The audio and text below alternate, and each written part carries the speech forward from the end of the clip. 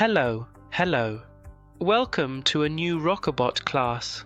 In today's class, we're going to look at the commands for reading Excel and reading XLSX files. Alright, we've already mentioned the differences between each one. Let's see how it works in this case, how to read the data, meaning the file, and in this case, the sheet that we have. For example, we have this sample sheet, and as we can see, it has 6 rows of data, and obviously, I want to get this range that goes from A2 to D6 in this case. Alright, so let's close it, and let's do the following. Let's open this file right now.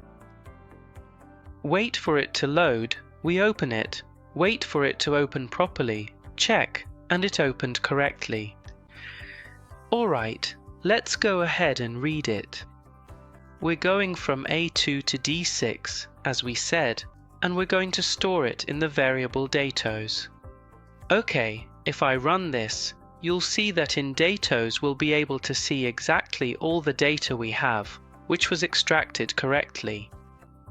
Now, there's a mistake here, a small error that, if you notice, here we see that we have a fixed range. So that means if somehow this data range increases, meaning we're going to have more rows, we're going to have data in the next rows, I'm only going to get this specific range of rows because the data is fixed. Now, how do I make that data dynamic? Alright, let's come here and count the rows.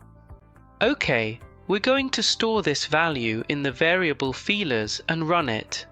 As you can see, we've extracted the rows, there are 6, and here what I need to do is replace the D6 with the value from feelers. This means that let's clear, for example, this one.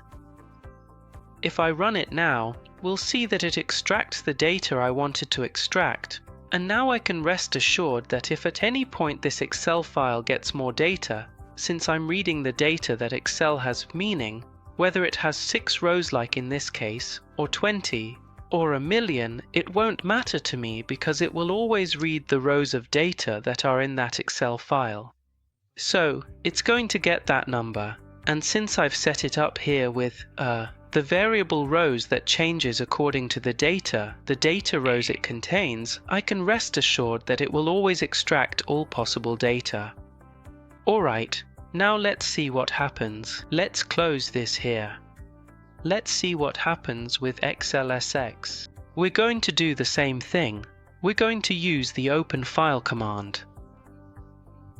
And if you notice, when I run this file, Excel doesn't open, which means it doesn't work with the application running in the background. That's important for anyone who doesn't have Excel installed or doesn't have an activated version of Excel. This can be for Mac or Linux users, as well as those on Microsoft who don't have Excel activated. In other words, there's a common question that comes up here, which is, what happens if I have Excel, but it's not activated? That is, I can't manipulate it, I can't do anything with it except open it. Well, no, nothing happens because you have the option to do it using Excel's native command, which is File, Open File XLSX, and with this you avoid the problem of activation or not having Excel installed. Alright, so let's do the same thing, and let's count rows. We're going to store this in the variable feelers, the feelers variable. Let's see what number 6 extracts, and in datos we're going to read precisely from A2 to D and the number of rows, remember. And we're going to store this in the variable that. As you can see, when I extract, it automatically brings in all the data from that Excel file. Alright, I hope this was helpful and I'll see you in the next class. Thank you very much.